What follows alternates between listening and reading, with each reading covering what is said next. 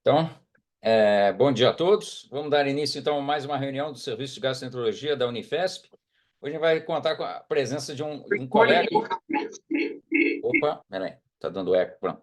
Hoje a gente vai contar com a presença de um colega, o doutor professor Leonardo Schiavon.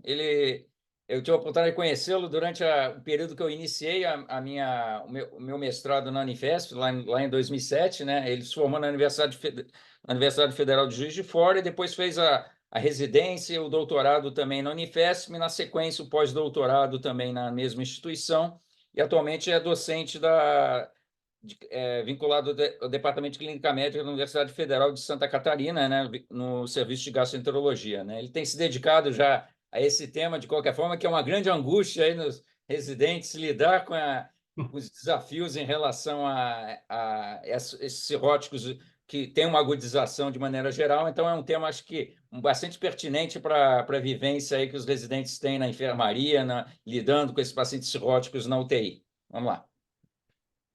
Bom dia, Raul. Bom dia, pessoal. Gostaria de agradecer o convite do Raul e dizer que é uma honra, né? Assim, eu estava lembrando aqui antes de entrar aqui na sala que agora são 23 anos desde que eu comecei, um pouquinho mais, né? De 23 anos desde que eu comecei a residência aí, né? Então, assim, é um prazer retornar, mesmo que seja à distância aqui, para conversar aí com os amigos. Eu tenho ainda muitos amigos aí e é um prazer também ver como que a Unifesp está se renovando. Isso é sempre uma coisa muito boa, a gente poder ver isso ao longo do tempo, mas certamente entrega a idade, né? 23 anos desde que eu entrei na residência, estou ficando velho, mas não tem jeito, né? Então, o tema, né, que eu vou falar é sobre Acute on Chronic Liver Failure, a CLF.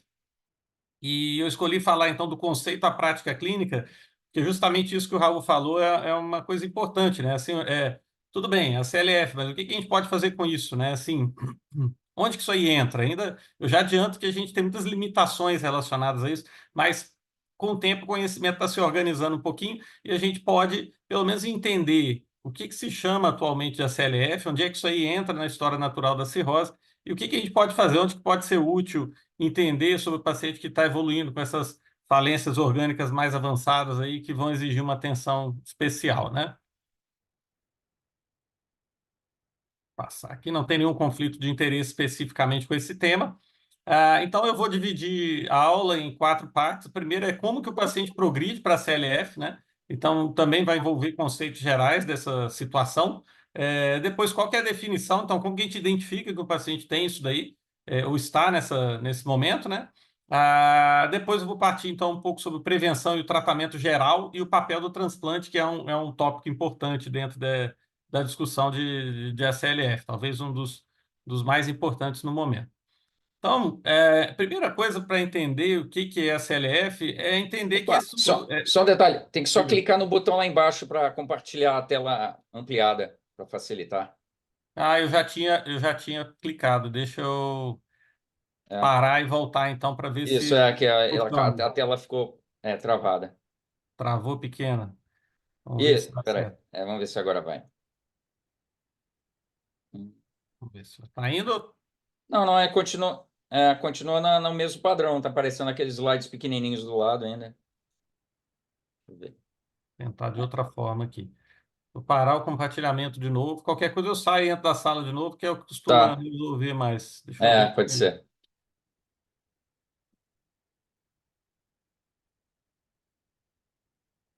Resolveu? Não, não, continua nesse mesmo padrão em si, né? Então, deixa eu sair. Eu vou sair da sala e já volto, tá? Tá, perfeito, combinado. Entender. Uma coisa que é interessante entender é que a CLF é um ponto na história natural da cirrose. Então, assim, todo mundo tem cirrose. Se ele for complicada a cirrose normalmente, ele vai evoluir com falências orgânicas naquele estágio final, com alguma complicação que vai caracterizar o que a gente chama de ACLF. Então, a CLF não é uma doença, não é uma condição assim, muito específica, é uma condição bem inespecífica, que é um ponto tardio na história natural da cirrose.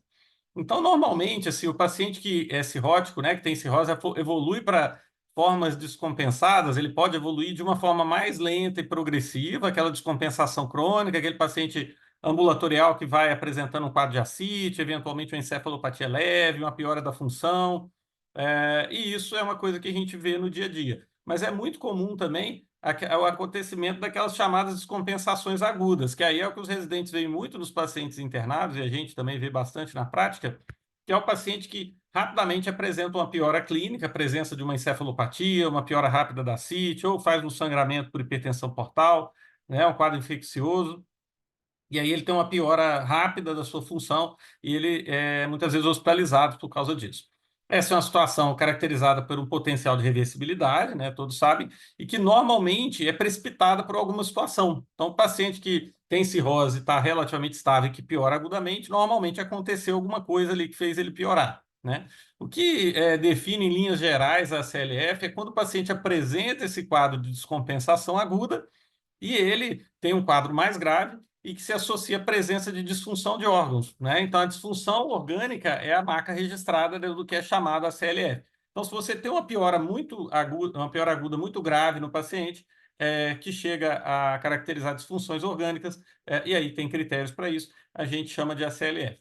Assim como uma mera descompensação aguda, normalmente o paciente tem um fator precipitante, e a gente vai falar bastante sobre isso, mas também ele tem um potencial de reversibilidade dessa condição, mas, ao contrário da descompensação aguda, a taxa de mortalidade é bem maior, né? Óbvio que o paciente está com disfunção orgânica, o quadro é mais grave, então, identificar esse paciente que tem uma mortalidade maior relacionada a essa descompensação aguda dele é interessante para a gente identificar os pacientes mais graves, né? Então, em linhas gerais, isso é como a CLF entra na história natural da cirrose, né? E como que o paciente, então, por que que o paciente com cirrose progride para essa situação, né? Por que que isso acontece com tanta frequência? Então, nos pacientes com cirrose, algumas situações podem levar, principalmente, a uma resposta pró-inflamatória muito desequilibrada. Então, a gente sabe, assim, que a presença de translocação bacteriana crônica, mas principalmente as infecções, são capazes de liberar determinadas moléculas que estão relacionadas, principalmente à resposta imunológica, mas os próprios patógenos existem, esses padrões moleculares relacionados a eles, que são chamados PAMPs, e que desencadeiam um processo fisiopatológico de ACLF, mas também uma agressão hepática, por exemplo, uma hepatite alcoólica, é capaz de liberar os padrões moleculares associados a dano. São outras moléculas que são chamadas de forma agrupada de DAMPs, e que esses padrões, sejam os PAMPs relacionados às infecções e os DAMPs relacionados a dano, agressão tecidual, são capazes de ativar receptores inatos de reconhecimento de padrão que levam à liberação de moléculas pró-inflamatórias, e esse estado pró-inflamatório intenso no cirrótico, depois eu vou falar um pouco mais sobre isso, ele muitas vezes ele é muito exacerbado e pouco controlado, ele é capaz de acentuar aquelas questões que já estão presentes no paciente mais descompensado, como vasodilatação esplâncnica, disfunção cardiovascular e outras situações que já tornam esse paciente mais grave e, por fim, levando, então, à disfunção orgânica. Então, os órgãos que são mais agredidos nessa situação são aqueles que vocês conhecem. Então, a disfunção renal, a piora da função hepática, já que já não é lá essas coisas, então, icterícia, coagulopatia, a disfunção cerebral, que no caso é manifestada com a encefalopatia, e outras também bem características, como disfunção circulatória, disfunção respiratória, insuficiência adrenal e pior até da falência intestinal, com aumento do risco de translocação bacteriana. Então, isso tudo pode ser consequência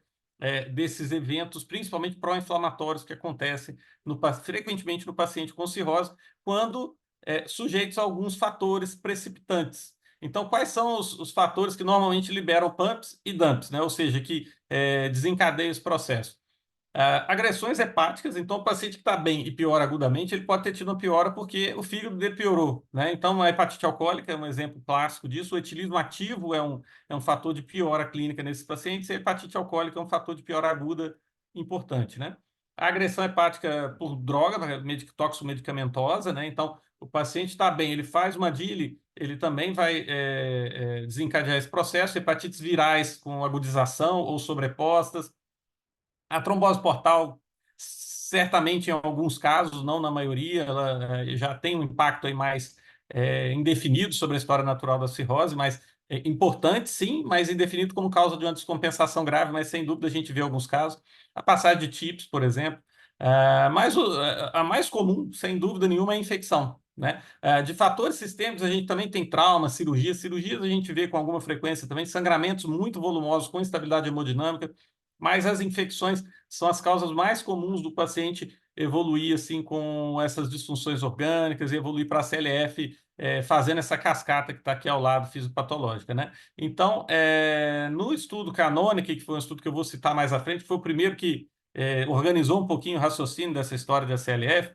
33% dos pacientes tinham como fator precipitante a infecção. Na nossa realidade, aqui no estudo do Hospital Universitário, daqui da Federal de Santa Catarina, metade dos pacientes. E na prática, até a maioria mesmo tem, né? E as infecções, então os pacientes com cirrose, né, eles são particularmente predispostos à infecção e às consequências dessa infecção, né? Então a infecção ocorre mais comumente na cirrose e ela é mais grave também na cirrose.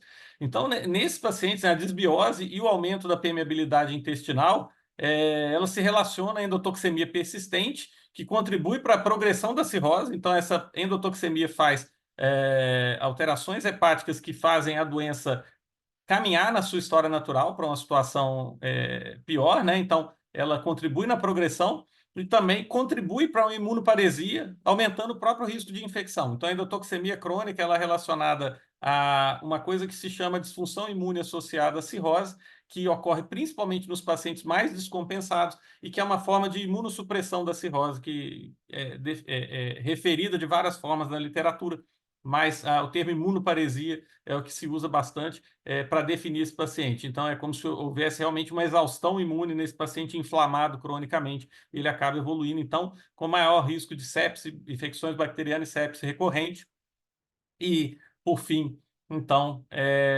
a disfunção orgânica. Então, as infecções, elas são muito importantes, não só porque são os fatores precipitantes principais, mas porque elas fazem parte, então, ali, como fatores que estão presentes frequentemente nesses pacientes ao longo da sua história natural, mesmo que não desencadeando necessariamente a CLF.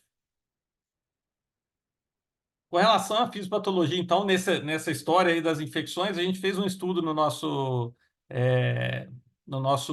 serviço, justamente avaliando como se comporta, então, algumas citocinas inflamatórias nesses pacientes. E o que a gente viu foi interessante, que, assim, ao contrário do paciente, da pessoa, né, normal, quando a pessoa pega uma infecção, normalmente a gente tem um quadro inflamatório, e um quadro de compensatório anti-inflamatório, justamente para limitar o dano tecidual relacionado a essa inflamação sistêmica muito importante. No portador de cirrose, né, no paciente que tem cirrose, a resposta inflamatória inicial, aqui ó, nessa linha verde, ela é muito mais intensa, principalmente naquele paciente com a CLF. Então, aqui, quando a gente avaliou nesse gráfico aqui, nesse box plot, a interleucina 6, que é a interleucina pró-inflamatória, a gente viu que nos pacientes com ACLF e infecção, realmente eles tinham a chamada tempestade de citocina, né? Um termo que ficou mais famoso ali na época da Covid, mas que já é clássico, principalmente na cirrose, já se sabe que eles fazem mesmo. Quando eles pegam a infecção, eles têm uma liberação inflamatória muito intensa. E essa liberação de citocinas pró-inflamatórias é seguida de uma resposta anti-inflamatória compensatória muito mais robusta e intensa também. E a gente viu que a resposta pelos níveis de IL-10, que aí é uma citocina anti-inflamatória, ao contrário, ela de fato foi muito mais intensa, principalmente naqueles pacientes que evoluíram para óbito. Então, a resposta inflamatória muito intensa, ela é grave, em parte porque ela faz uma resposta anti-inflamatória também muito robusta que acentua a imunossupressão. Então, a resposta anti-inflamatória tende a piorar a imunossupressão e fazer uma coisa que a gente vê muito frequentemente nesses pacientes, aí os residentes aí vão ver no dia a dia deles, eles estão lidando com isso, que é o paciente que interna, tem uma infecção mais grave, às vezes vai para a UTI, faz uma injúria renal, ou até não precisa ir para a UTI, mas faz uma infecção mais grave.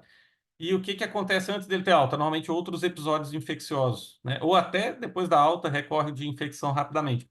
Porque após uma infecção inicial, com esse quadro inflamatório muito intenso, ele fica imunossuprimido de forma ainda pior do que ele já estava antes do quadro inicial. Então, entender essa fisiopatologia geral, ela é interessante para que a gente entenda um pouco sobre a evolução do paciente com cirrose.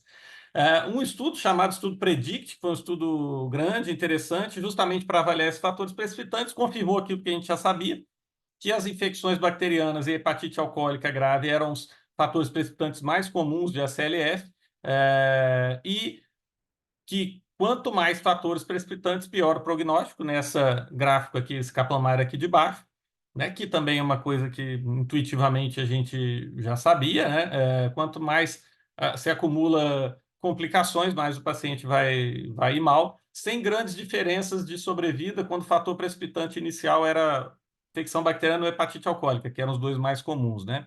Mas mostrando a importância desses dois fatores aí na história natural da cirrose, mesmo no paciente mais grave. Então, a gente entendeu em linhas gerais como que o paciente progride para a CLF e qual que é o que a gente define do ponto de vista meio de mecanismo fisiopatológico de fator precipitante, mas como que a gente identifica o paciente que está nessa situação um pouco mais grave. Então, basicamente, é buscando as disfunções orgânicas, né? Então, assim, a gente busca o que se define como disfunções orgânicas para definir se o paciente está em ACLF, né? Está naquele momento da história natural da cirrose. As disfunções orgânicas que entram na definição de ACLF são aquelas clássicas, né? Cerebral, respiratória, circulatória, hepática, disfunção de coagulação, disfunção renal. Então, essas são as características. Mas a gente tem que lembrar que o paciente com cirrose mais grave, principalmente aquele que está em terapia intensiva, já com outras falências orgânicas, ele também tem consequências miocárdicas, consequências imunológicas, como eu disse, que se acentuam a disfunção imune desses pacientes. A disfunção adrenal, então a insuficiência adrenal já se sabe há décadas que ela é muito mais comum na cirrose, na verdade, como uma forma de uma reserva adrenal diminuída, né? Então, no paciente mais grave, ele pode abrir um quadro que realmente é mais franco de insuficiência adrenal. A disfunção gastrointestinal, né? A falência intestinal com quebra da barreira e aumento de translocação bacteriana também é comum. E um ponto muito importante que frequentemente se esquece é a acentuação da quadro de desnutrição, sarcopenia e fragilidade após ou durante um episódio desse, né? Então, tudo isso faz parte do processo. Mas a coluna aqui à esquerda é onde estão as definições mesmo de disfunções orgânicas, né? E aí, dentro dessas falências orgânicas aí, alguns grupos do mundo tentaram definir o que a gente vai chamar de ACLF, quem é que tem ACLF, né? Então, a gente tem a visão oriental, a primeira coluna, a APASL, aqui a PASL, aqui, a CLF Research Consortium, que é uma definição muito voltada para a piora da função hepática, tá? Eles têm muita hepatite B asiática, né? Então, tem muita hepatite B que faz agudização, então é muito voltada para a piora da função hepática. Então, a maioria das variáveis são hepáticas, né? Aí a gente tem também a visão europeia, né, o consórcio Isoclif, que mistura alterações hepáticas, variáveis hepáticas com extrahepáticas, e a gente tem a norte-americana, que é esse NACSELD aqui, que é a coluna da direita, que são variáveis predominantemente extrahepáticas, né, de falências extrahepáticas. Então, desses três, o mais equilibrado, de fato, aqui é o do meio, né? A definição do consórcio Isoclif mostrou, através de estudos posteriormente após a sua proposição, que é a definição que consegue ter a maior sensibilidade, detectar mais gente com a CLF mais cedo e que mantém uma capacidade prognóstica interessante. E hoje em dia que é a mais usada, né? Nenhuma é ruim, mas cada um tem suas características, mas hoje em dia praticamente a gente só usa essa definição do consórcio Isoclif. E como que é essa definição? Então, é a definição de um consórcio europeu, que foi publicada lá em 2013, já faz um tempão, mais de 10 anos, então, que é baseado em dados do estudo Canonic, que foi um estudo dessa época, né? E que eles usaram uma modificação do score do SOFA, que vocês conhecem da terapia intensiva, que eles chamaram de Cliff SOFA. E depois o Cliff SOFA foi simplificado para o Cliff Organ Failure Score, que é essa tabela que está aqui. Aí dentro dela se define o que são as falências orgânicas. Então, a falência hepática foi definida como uma bilirrubina maior que 12, a falência renal com uma creatinina acima de 2, a cerebral com uma encefalopatia grau 3 ou 4, de coagulação com RNI acima de 2,5, circulatória pelo uso de vasopressores e a respiratória pela PO2, FO2 ou saturação de O2, FO2, conforme está aqui registrado. E aí, de acordo com esses dados, a gente, claro, hoje em dia tem calculadoras, vocês têm isso aí, isso aí nas mãos, né? Eu não preciso dizer, mas vocês precisam entender como é que isso aí funciona. Então, eu vou falar o que é a definição mesmo de ACLF conforme essa proposição do Isoclif. Então, a primeira possibilidade é o paciente não ter a CLF, é um paciente que interna lá com cirrose, ou está internado, de repente ele tem uma piora aguda, ou internou por uma piora aguda, e aí ele pode não ter nenhuma falência orgânica, ele não tem a CLF. Se ele tiver uma falência que não seja renal, né, e a creatinina dele está baixa, acima de 1,5, abaixo de 1,5, sem encefalopatia, ele também não tem, ele pode ter falência de um órgão não rim, tá? Então é direito dele, digamos assim. Ou ele pode ter uma encefalopatia apenas, só que com a creatinina abaixo de 1,5, né? Então ele também não tem a CLF. E aí, nesse caso, a mortalidade desse paciente durante a internação é ali, aqui no canônico deu 14%, mas hoje em dia, os estudos mais atuais dá ali em torno de 10, 9%. A nossa casuística atualizada aqui deu isso aí, deu 10% de mortalidade se o paciente interna e não tem a CLF ali na admissão. No paciente, o caso grau 1, como é que é? Quando tem uma falência renal isolada, ele já caracteriza grau 1. Quando tem uma falência de outro órgão, tipo hepática, coagulação, circulação ou respiratória, com uma creatinina intermediária entre 1,5 e 1,9, ou uma encefalopatia intermediária também, leve a moderada, que não caracteriza falência cerebral, né? E ele tem também qualquer grau de encefalopatia com a creatinina intermediária, ele também é considerado grau 1. E a grau 2 é falência de 2 órgãos e grau 3 falência de 3 órgãos. Então, hoje em dia se calcula isso junto com outros scores e tal, mas é importante vocês entenderem as sutilezas aqui, né? Então, uma mera falência renal isolada, que a gente já sabia que piorava muito o prognóstico, que obviamente é uma falência orgânica, que tem um tratamento específico, então, mostrando que como é complexo isso, você vai chamar um paciente de síndrome hepatorenal de ACLF ou de síndrome hepatorenal, ou os dois, né? Então, assim, na prática, às vezes a utilidade disso é um pouco limitada justamente porque uma falência renal isolada que a gente vai manejar de um jeito muito específico é totalmente diferente de um paciente que chega com uma bilirrubina de 20 e com encefalopatia grau 4 na internação com a creatinina de 1,3, por exemplo. São coisas absolutamente diferentes. Essa é o primeira coisa que vocês têm que ter em mente, né? A CLF não é uma doença, não é um negócio que você vai virar e falar, esse tem a CLF, eu vou fazer isso. Não, você vai ter que ver o paciente mesmo como a gente vê. Cada caso é um caso. Nós validamos esse conceito já lá, vai muito tempo também, quase 10 anos já no nosso serviço. Foi um dos primeiros estudos que validaram. A gente viu que na admissão ali na emergência, um quarto dos nossos pacientes tinham a CLF, então é uma coisa comum. E, de fato, o prognóstico, com essa metodologia que a gente fez aqui na época de inclusão dos pacientes, tinha um impacto prognóstico bem importante. Então, a sobrevida na ausência de ACLF em 90 dias era de 88%, naqueles com ACLF apenas 35%. Depois, revendo na metodologia um pouco diferente, a sobrevida é um pouco melhor, tá? Mas ainda assim é isso daí, né? É o que eu falei lá, a mortalidade em 28 dias na casa dos 40%. Então é realmente bem, bem importante isso daí em termos prognósticos. Esse conceito do consórcio Isoclif foi validado em outros estudos aqui da América Latina, fora da América Latina também, em vários países. O maior estudo que saiu mais agora recentemente, no ano passado, foi o estudo Aclara, né, que é um estudo multicêntrico que foi financiado pelo consórcio CLIF também, lá, europeu, com mais de 1.200 pacientes, a maioria dos centros aqui do Brasil, né, e eles encontraram uma prevalência aí de 31% de ACLF, com uma mortalidade aí semelhante àquela que eu relatei aqui no nosso centro, aqui, com 40% mais ou menos de mortalidade em 28 dias para a presença de ACLF, né? Então, acho que não tem nenhuma dúvida sobre o impacto prognóstico dessa questão. Bom, então, vocês já aprenderam como que o cara vai para a CLF lá, o paciente, como que ele progride para essa situação, como é que a gente identifica essa situação. Agora nós vamos, então, falar um pouco sobre como que a gente pode prevenir e tratar, né? Que é o que realmente importa, né? O que que a gente faz com esse negócio, né? Então, vamos ver onde que a gente pode ajudar. Então, a primeira coisa é lembrar da fisiopatologia, porque ela vai dar algumas oportunidades terapêuticas. E eu já adianto que a terapia aqui é muito voltada para coisas gerais do paciente com hepatopatia crônica, né? E não muito para a CLF, né? A maioria dos estudos ainda que avaliaram terapias específicas, eles não foram conclusivos ou falharam em demonstrar alguma superioridade de alguma estratégia. Mas a gente tem sim algumas possibilidades para sermos proativos e não reativos, ou seja, tentarmos identificar algumas coisas mais cedo, tentar agir mais rápido e mais cedo, justamente para evitar os piores desfechos para esse paciente. Então, o que que a gente pode fazer, em linhas gerais? Primeira coisa é tentar modificar a história natural da cirrose para esse paciente não piorar e não evoluir para a CLF. A outra coisa é, na presença de fatores precipitantes, tentar identificar e tratar precocemente e, eventualmente, prevenir esses fatores também.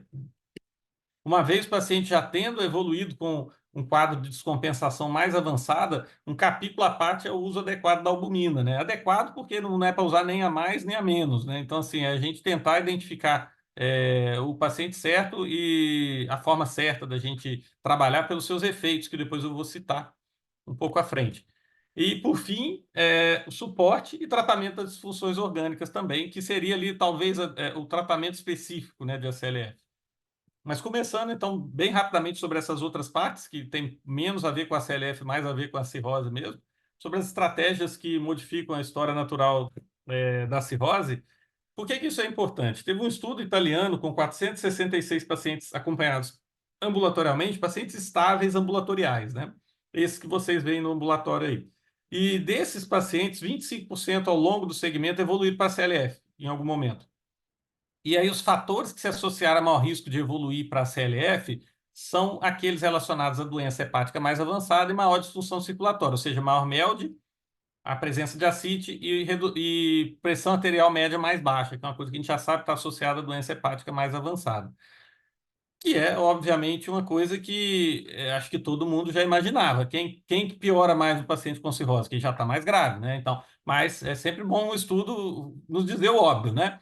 E aí, o que que nos vem em mente? Como que a gente faz para prevenir a CLF? O primeiro passo é a gente tentar prevenir a piora desse paciente. Então, tratar a doença de base, a abstinência alcoólica, tratar a hepatite C, tratar a hepatite B, tratar a hepatite autoimune, tratar, seja lá qual for a doença que está levando esse paciente a piorar a sua função. Com isso, você vai prevenir descompensação e a CLF, sem dúvida nenhuma.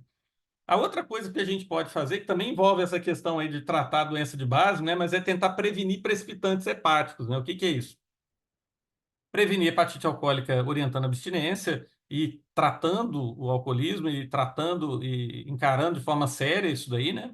As hepatites virais, a gente prevenir através de vacinação e outras medidas, né, que podem ser usadas para prevenir. A lesão hepática por droga, tentando minimizar a exposição a drogas com maior potencial hepatotóxico, evitar suplementos fitoterápicos e coisas que não fazem sentido e que vão só expor os pacientes a risco, né?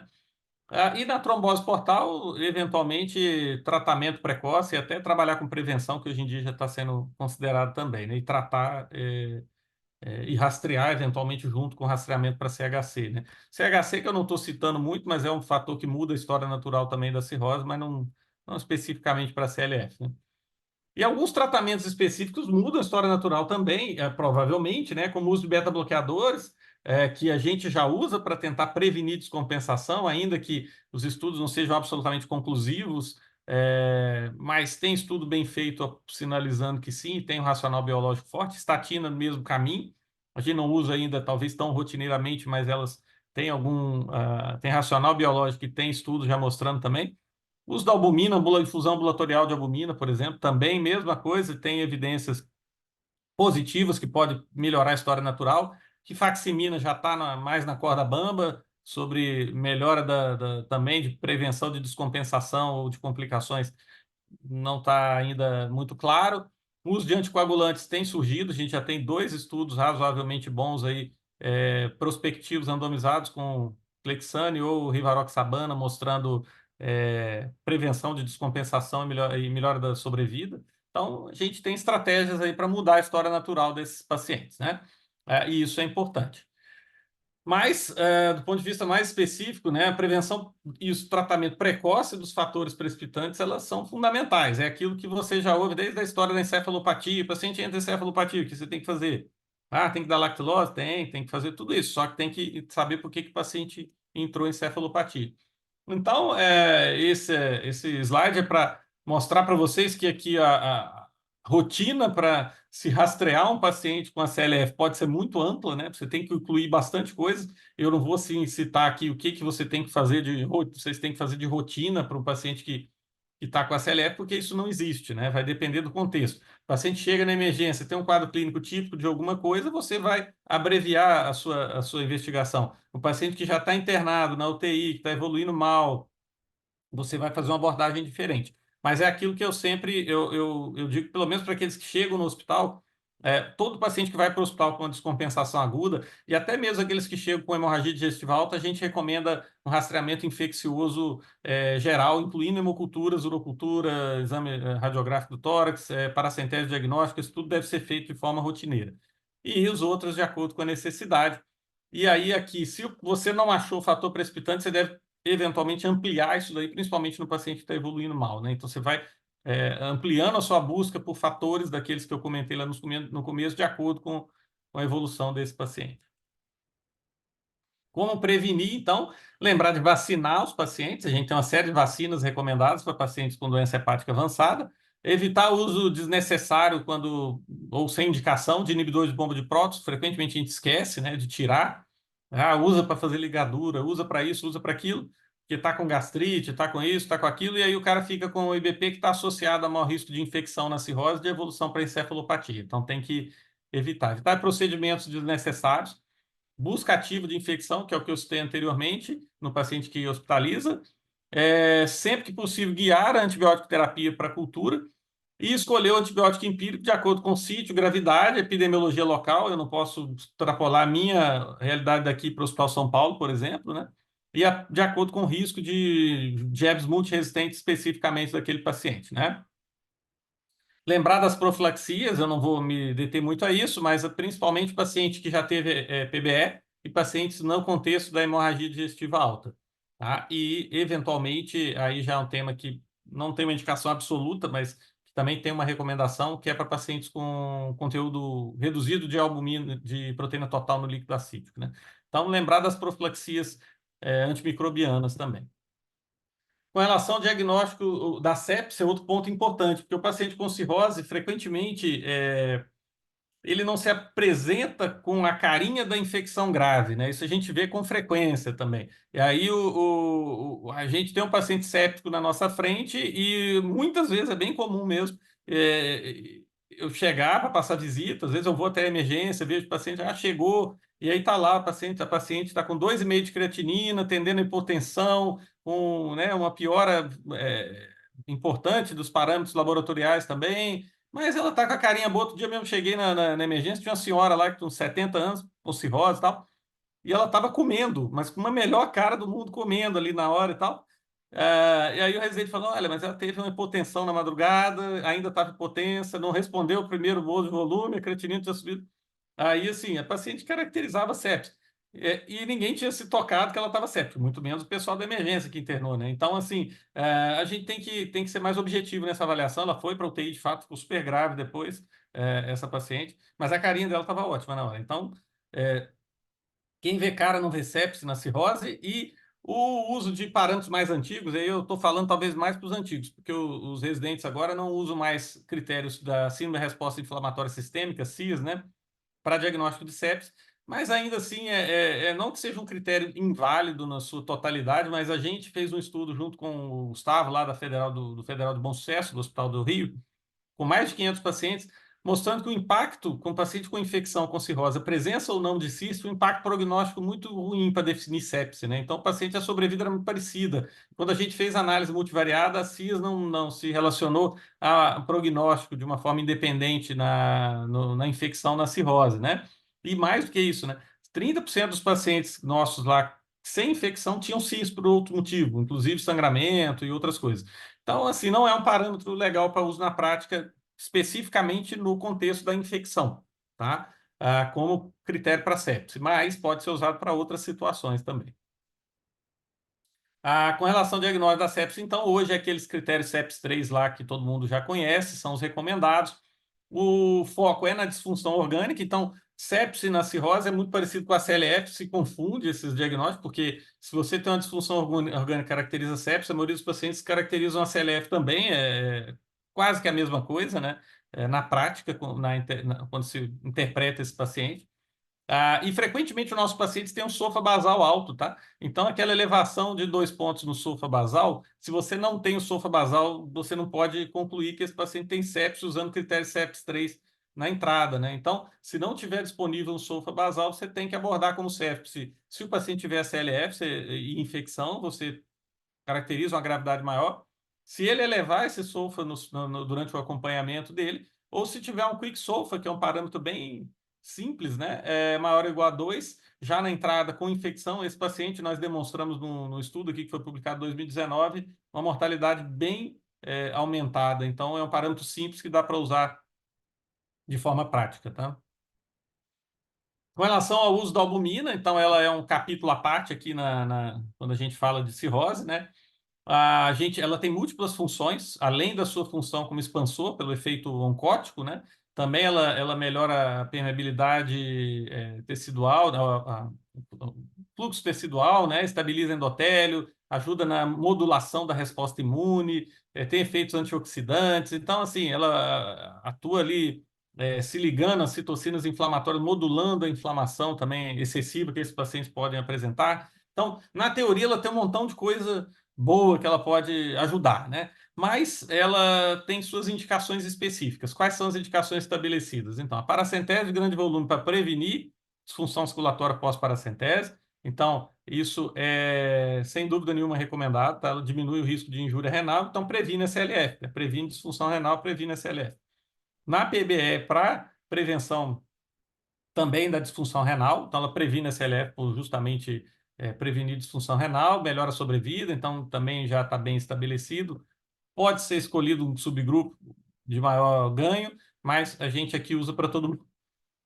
E a síndrome hepatorenal é tratamento da CLF, né? Tratamento da disfunção renal, da síndrome hepatorenal. Então, ela realmente está associada a maior sobrevida de curto prazo, serve como ponte para transplante e está indicado nesse contexto. Lembrando que o uso excessivo está associado, obviamente, a risco de congestão pulmonar, complica a internação do paciente e ela não deve ser usada assim, sem critério, né? Então tem que usar criteriosamente. A gente, claro, foge um pouquinho das regras, tanto para mais quanto para menos. Não estou dizendo também que a gente tem que ser seguidor de guideline, não, que a gente usa bem estratégias diferentes com o uso da albumina.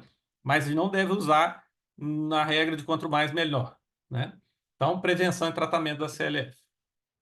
E, por fim, aqui, suporte e tratamento das disfunções orgânicas. Não tem nada muito específico para falar, tá? Assim, com relação à injúria renal, por exemplo, a gente tem que tentar tratar precocemente, usar a terlipressina ou outros vasoconstritores com albumina para tratar a síndrome hepatorenal, diálise naqueles pacientes que não respondem ou que estão em outro contexto que tem indicação de diálise. A falência cerebral também. A encefalopatia no contexto da CLF tem um pior prognóstico, mas a gente trata principalmente voltado para o fator precipitante, né? Com relação à disfunção circulatória, o uso de vasopressores não tem nenhuma recomendação também específica relacionada à cirrose, tem algumas particularidades, mas nada muito específico. A ressuscitação volêmica deve ser adequada, sempre buscando tentar se guiar nesse uso, nessa expansão volêmica, por alguma metodologia, seja um POCO, seja alguma forma de você avaliar como que esse paciente está volemicamente. Ele é feito de forma muito grosseira, a gente faz ainda no nosso dia a dia, né? A gente faz assim, igual para todo mundo, esperando que dê certo para todo mundo, né? Então, a expansão volêmica na cirrose. Então, obviamente, não é assim, mas a gente tem limitações para o uso desses métodos não invasivos para avaliar, então, a situação do paciente volêmico, né? E respiratória também não tem grandes diferenças. A gente já teve estudos com filgrastim, né, com granuloquine, para não mostrou superioridade para paciente com ACLF. Assim, até teve alguns estudos, um estudo indiano que teve resultado positivo, depois europeu que não teve. A gente tem estudo com plasmaféres e tem uma série de coisas de suportes, aqueles sistemas de suporte artificial, hepáticos também, com resultados, alguns parâmetros melhoram, estudos pequenos mostrando algum impacto na sobrevida, mas sem grandes diferenças. Do ponto de vista prático para vocês, não tem muitas estratégias específicas, né? Lembrar apenas do suporte nutricional, aí é para todos os pacientes com cirrose hospitalizados, a gente tem que se preocupar com a nutrição, né? E particularmente nesses pacientes mais graves, que frequentemente ficam em jejum, sem nutrição enteral adequada, aí está instável, não entra com nutrição parenteral também. Na hora que você vê, o paciente está 4, 5 dias sem nada de nutrição. Isso é recorrente e bem grave. Então, a gente deve se preocupar ativamente e diariamente com a questão nutricional. E, por fim, para terminar sobre o papel do transplante, né, nesses pacientes, que frequentemente é onde eles vão parar, Primeiro ponto que vocês têm que ter em mente é que o MELD e o mel de sódio não funcionam tão bem em pacientes com ACLF, justamente porque ele não considera as falências orgânicas no seu cálculo, assim, a não ser a falência renal, mas as principais falências dos pacientes mais graves, eles não consideram, né? Tem um melhor desempenho ali para prognóstico de scores específicos, como os CLIFS e a CLF score. Então, eles tendem, esses scores específicos de ACLF são melhores para prognosticar nesses pacientes. E na prática, né, alguns estudos já mostraram como que é ruim usar o MELD nesses pacientes, né? Pacientes com a CLF 2 e 3, por exemplo, nesse estudo dos veteranos aqui dos Estados Unidos, bastante paciente aqui, quase 19 mil com a CLF, mostrou que aqui, ó, em pacientes com MELD baixo, ó, menor que 9 ou entre 10 e 19, aqui onde está o retângulo vermelho, são aqueles que, apesar de ter MELD baixo, tinham CLF 2 e 3. E olha como foi a mortalidade. Chegou a 60% em pacientes com MELD menor que 20, a mortalidade em 90 dias se eles tivessem uma CLF 3, né? Então, o MELD não priorizava muito para transplante, mas o cara tinha uma mortalidade alta. Então, existe uma dissociação entre o MELD e o prognóstico do paciente. E no estudo ainda maior na base de dados UNOS, lá de transplante dos Estados Unidos, mostrou exatamente isso, que a CLF2 e a CLF3, aqui marcado aqui também por esse retângulo vermelho, vocês veem que pacientes com MELD menor que 25, aqui, ó, a primeira coluninha, essa azul clara, por exemplo, paciente tem MELD menor que 25 com a mortalidade super alta, a CLF3 também, e o MELD não refletia essa mortalidade deles no curto prazo, né? Então, o MELD não é um bom marcador para pacientes com a CLF 2 e 3, as CLFs mais avançados, né, aqueles pacientes mais graves. Mas será que o transplante é uma boa estratégia para esses pacientes? Então, o estudo inicial aqui, francês, lá de 2017, que era de um centro, só mostrou que esses pacientes, de fato, como era de se esperar, apresentam uma mortalidade maior, esses pacientes com a CLF 3. Se a gente fosse considerar priorizar e tudo, será que esse paciente é um bom candidato?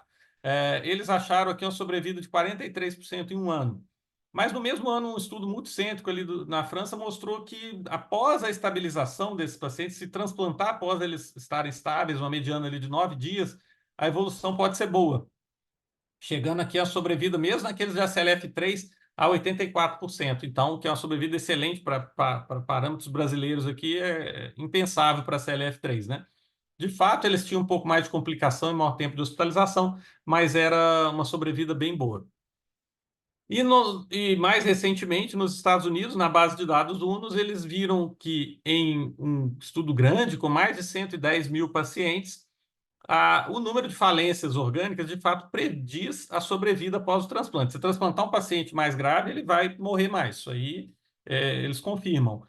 Mas mesmo aqueles pacientes com 5 ou 6 falências orgânicas, que é essa curva de sobrevida aqui à direita e essa última linha aqui embaixo, apresentaram uma diferença de 9% entre aqueles pacientes sem falências orgânicas apenas. Uma sobrevida bem razoável no contexto norte-americano, ao final de 12 meses. Óbvio que isso vai depender do que a gente tem de estratégia de UTI, de suporte orgânico avançado para esses pacientes, e não é a sobrevida nem dos nossos pacientes sem a CLF, né, aqui no Brasil.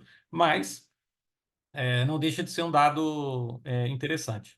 Então, o transplante em ACLF é viável, é a melhor opção para prolongar a sobrevida. Sem transplantes, eles morrem muito. A CLF3, a mortalidade é a regra, em 12 meses é acima de 90%. E o momento ideal para o transplante. E os limites é o que a gente não sabe direito, né? Então, quando, né? Isso talvez seja o mais interessante para vocês. O que a gente tem de dado que indica, ó, esse momento agora não é o ideal e esse paciente está muito grave, como identificar isso, né? Então, uma coisa que ajuda muito, que também é mais ou menos óbvia, mas aí a gente tem aqui em números, né? É ver como é que o paciente está indo naqueles dias ali, primeiros dias que você está tratando ele numa CLF mais grave. Então, a gente vai falar agora de ACLF3, que são os pacientes onde tem as maiores dúvidas, né? Que são aqueles pacientes realmente que têm um prognóstico muito ruim. Nesse estudo norte-americano, lá da base de dados UNOS também, eles viram que 3.600 pacientes apresentaram a CLF3 na admissão e que tiveram transplante até 28 dias após a inclusão deles em lista. Então, eles eram inicialmente todos a CLF3, esses 3.600 aqui. No momento do transplante, um quarto deles tinham feito um downgrade aí para a CLF 0 a 2, ou seja, tinha melhorado o grau da CLF. E essa melhora foi o principal fator preditor de mortalidade. Então, de sobrevida, na verdade. Então, o que prediz mortalidade? Quem que é aquele paciente que que não foi legal aqui nesse estudo para transplantar, que apresentou maior mortalidade. Aquele que não regrediu do seu ACLF3, aquele que tinha idade maior que 60 anos, e aqueles que receberam um enxerto pior, que aí tem o Donor Risk Index, que é um índice de qualidade do enxerto, que é calculado, e que é interessante usar enxertos bons nesses pacientes, que nem sempre é possível. Quanto a falências orgânicas específicas, a falência respiratória, ventilação mecânica e falência circulatória foram os piores, assim, em termos, realmente, que é o que a gente já sabe, né? Paciente de ventilação mecânica por injúria pulmonar e em droga vasoativa, principalmente em ascensão, é bem complicado. E o melhor momento do transplante foram aqueles transplantados mais cedo, né? Então, assim, quanto menos tempo em ACLF3, melhor para ele em termos de sobrevida também, claro, após a estabilização.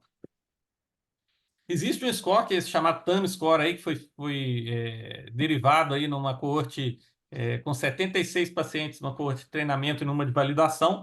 É um score simples, tá? Que leva em conta o lactato, a relação PO2-FiO2, a idade e a contagem de leucócitos. E aí, de acordo com essa somatória simples, você vai vendo aqui no lado direito a sobrevida, né? Então, quanto maior o número, se o paciente tivesse TAM score maior ou igual a 2, a sobrevida dele é muito ruim. Então, mais um dado interessante que podemos analisar. O que é semelhante a esse SALT-M score, que é um pouco mais recente, agora de 2023, para pacientes com ACLF 2 e 3, também do estudo multicêntrico, aqui no caso norte-americano, eles validaram na França, e esse score usa idade IMC, uso de droga vasoativa, relação PO2-FiO2 ou presença de ventilação mecânica e a presença de diabetes, que é um fator também relacionado a pior prognóstico.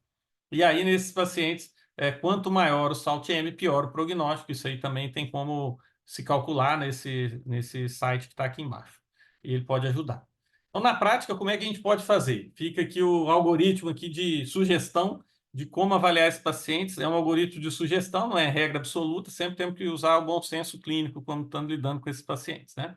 Então, o paciente com ACLF está em tratamento clínico, ou manter esse tratamento, levar para UTI se for indicado, e avaliar se esse paciente é candidato a transplante ou não. Tá? Então, esse é um algoritmo para ajudar na decisão sobre transplante e abordagem geral.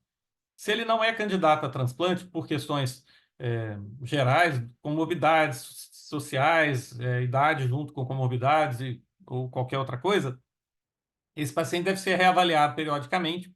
E aí, principalmente ali na primeira semana de acompanhamento, naqueles pacientes que apresentam quadro mais avançado, né, CLF4 com mais do que ou igual, mais 4 ou mais falências orgânicas e que tem um CLIF-C CLF score acima de 64, esse paciente tem um prognóstico muito ruim, tá? Então, assim, o paciente que está com mais de 4 falências orgânicas, CLIF-C CLF score, é um paciente que ele realmente tem uma mortalidade que no estudo, nesse estudo que está aqui de 2015, foi de 100% em 180 dias. Então, é um paciente que, sim, esse, no contexto certo, a depender de uma série de fatores, a gente pode considerar, uma vez dada a oportunidade de resposta clínica, o tratamento dele ali durante aquela primeira semana de acompanhamento, limitar mais e focar nos cuidados paliativos. Mas, obviamente, isso é individualizado. Isso já é uma coisa que a gente faz mesmo, tá? Aqui é o paciente muito grave.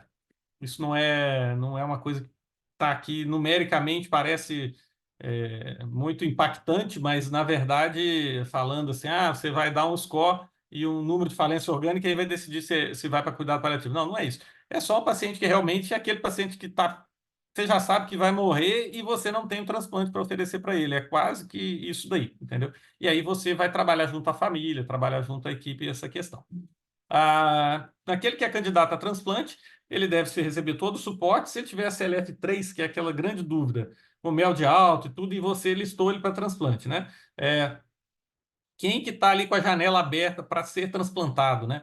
Aquele paciente como eu disse antes, é um paciente mais jovem, que tem melhora da sua categoria de ACLF, que não está em ventilação mecânica, que de preferência sem falência circulatória, que tem os scores baixos, ou seja, o redondinho, ele pode, sem dúvida nenhuma, ser um candidato a transplante. Quem que a gente vai dizer assim, olha, esse paciente provavelmente agora não é o momento? É um paciente com a sepse descontrolada, óbvio, né, que a gente tem que, é uma contraindicação mesmo ao transplante, paciente com piora da categoria da CLF, ou aquele ACLF3 que se manteve em ACLF3, né, após o tratamento inicial. relação PO2-FO2 menor que 200, ventilação mecânica de causa pulmonar é muito ruim, falência circulatória, particularmente com aumento progressivo de droga vasoativa. Tá? Lactato também é um fator independente bem importante, mas pode-se calcular o TAM score aqui, que já entra o lactato, né? Então, também é um fator interessante. Preferencialmente, enxerto né, com critérios de boa qualidade, que nem sempre é fácil. Então, para terminar, pessoal, a CLF é um ponto tardio na história natural da cirrose, né, relacionada à doença hepática mais avançada e fatores precipitantes específicos, tá? Quando eu falo que é relacionada à doença hepática avançada, não é que o paciente compensado não pode progredir. Dependendo do fator precipitante, eles progridem sim, e a mortalidade é tão alta quanto naqueles pacientes mais graves, às vezes até maior. Mas quanto mais avançada a doença, mais eles tendem a fazer. A prevenção, a gente tem que tentar modificar a história natural para que os pacientes não progridam para a CLF, prevenir e tratar precocemente os fatores precipitantes também para que eles não piorem mais, né? O tratamento no momento ainda é de suporte, a gente não tem muitos tratamentos específicos, né? E o transplante hepático, ele é a opção para os pacientes mais graves, com todas aquelas limitações que eu disse anteriormente. A gente não tem critério de priorização para CLF3 ainda, para CLF de nenhum grau, mas é uma coisa que está em discussão, mas realmente no nosso contexto de escassez de órgãos é sempre um problema essa discussão. Tá? Então, muito obrigado e fico à disposição para um bate-papo aí. Perfeito. Parabéns aí pela apresentação. Acho que é um tema realmente que vem ganhando maior, essas análises classificação desses pacientes em termos de gravidade realmente tem evoluído, né? Uma questão que você comentou, hoje tem se tornado um desses pacientes está em ambiente de UTI. O uso do ultrassom, point of care, o POCUS em si, ele tem sido utilizado em outros perfis de pacientes em ambiente de UTI gravemente enfermos, mas no contexto também dos pacientes com SLF. Qual a sua opinião? Realmente ele é uma ferramenta decisiva? O problema, né, Raul, que eu acho que é o problema que vocês enfrentam também aí, é justamente aquilo que eu comentei, né? A gente quer expandir o paciente sem menor critério, né? Albumina 1 grama por quilo. Assim, é uma coisa que assim, não faz sentido de base, né? Não faz sentido. A gente, talvez o POX não seja o melhor dos mundos, talvez surja alguma estratégia melhor. Ou já a gente sabe que existem estratégias, mas que a gente não tem disponível na prática. O ultrassom point of care, ele pode sim ser usado. Na cirrose, a gente tem desafios adicionais, sem dúvida nenhuma, de janela e até de interpretação, poucos dados que suportam o uso dele na prática clínica, mas é o que eu falo, pessoal, fala assim, é melhor que nada, bem melhor que nada. Até uma PVC, para mim, é melhor que nada. Mas PVC eu já É. desisti faz muitos anos, já não vai ter. É. Não vai ter. Isso não existe aqui. Você É. fala isso, é a mesma coisa que você está. Virou uma coisa que é proibido se ser citado dentro da UTI ou fora da UTI. Mas você seriar uma PVC, você tem alguma informação. É melhor do que não fazer nada, né?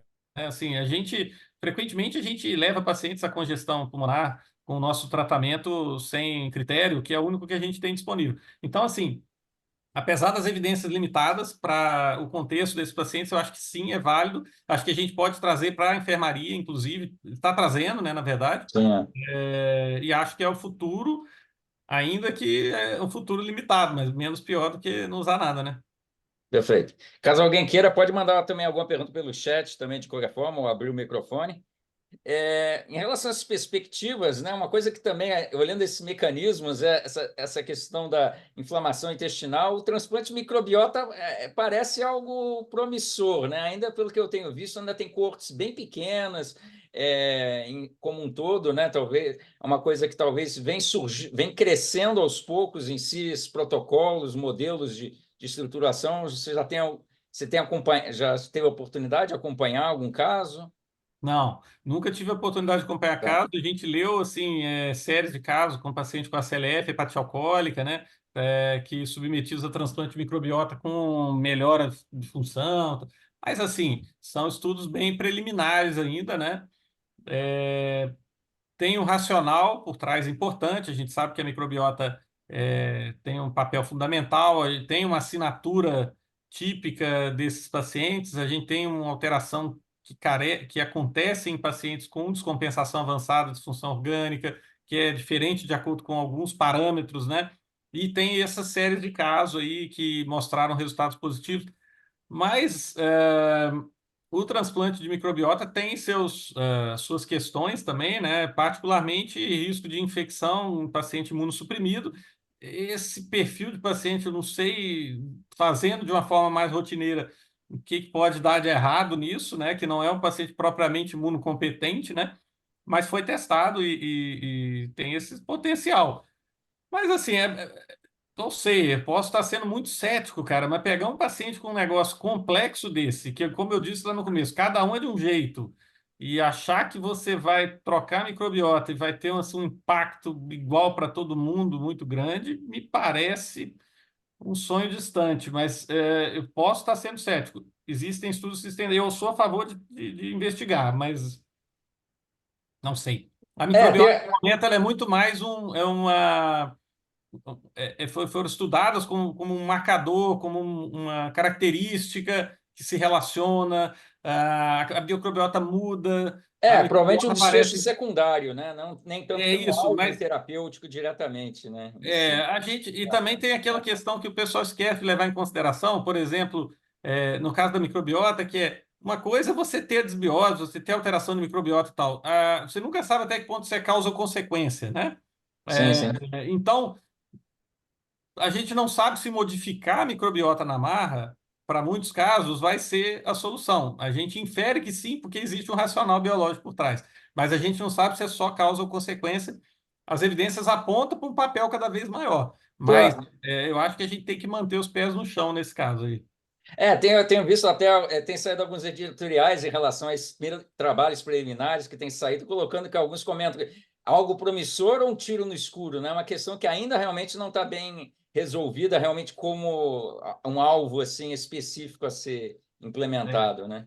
acho que no momento é Assim, um né? promissor tiro no escuro. Perfeito, é. É ter acompanhado realmente que o mecanismo de ação é muito interessante, mas realmente na prática a gente ainda tem essas ressalvas em relação aos desfechos, realmente, né? Você tendo uma barreira intestinal aberta, muitas vezes aquela microbiota fornecida pode efetivamente também ser um fator para a translocação, e isso, de qualquer forma, já tem sido documentado de qualquer forma na literatura, né? Então, essa questão de você ter essa imunodeficiência transitória nesse perfil de paciente é uma variável realmente que também tem que ser levada em consideração nessa questão de possível terapêutica, né? Com certeza. Existem relatos de casos de sepse por germes da transplante microbiota fecal, né? Então, de probióticos, assim. Probiótico também é outra questão também que não, É. não há assim nada bem estabelecido, né?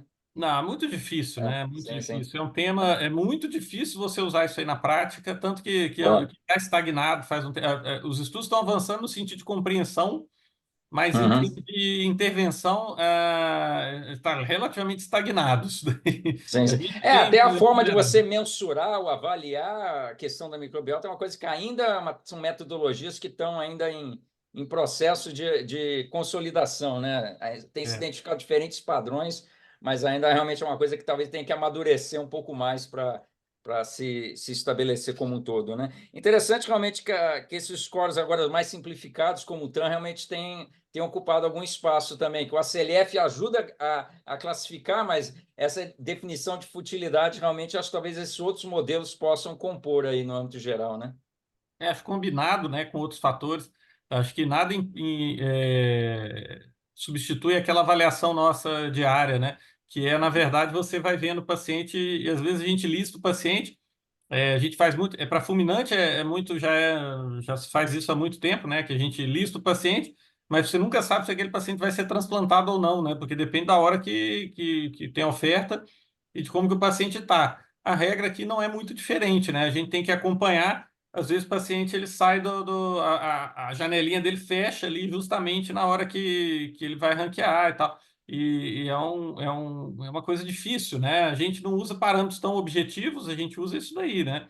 E aí usar um SALT-M, um TAN, aí é sempre bom, né? porque te dá Boa. um número, a gente fica mais tranquilo. É bom para o coração, mas na prática é o acompanhamento, né? Sim, Você sim, vai. é um somatório junto com o Isso, score você ajuda tem. a você tirar um pouco da subjetividade, digamos assim, Você né? pode colocar, registrar, você Sim, comunicar é mais fácil. E é um score prognóstico, sem dúvida nenhuma. Então é bem importante. Tirar a subjetividade ajuda nesse contexto, sem dúvida nenhuma.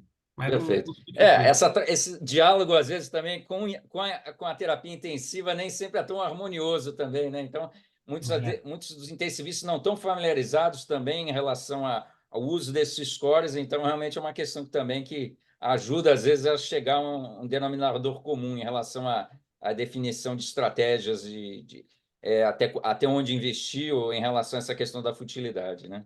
é, é verdade. A terapia intensiva para a gente é sempre um desafio, que apesar de eu estou em contato diário com eles, mas mesmo assim não é fácil. O alinhamento, às vezes, das estratégias definidas, às vezes não é tão harmonioso como deveria, né? Sim. Perfeito. Deixa eu dar uma olhada aqui. Tá, tem uma pergunta no chat. Muito bem. Então, agradeço. Então, acho que as considerações finais aí é para poder encerrarmos então a reunião. Eu agradeço o convite, Raul, agradeço todo mundo aí que esteve aqui para a gente, para essa discussão, e foi um prazer estar com vocês aqui mais uma vez. Perfeito. Então tá. Muito obrigado. Bom dia a todos e até a próxima reunião. Um Até, abraço. abração, tchau, Tchau, tchau. tchau.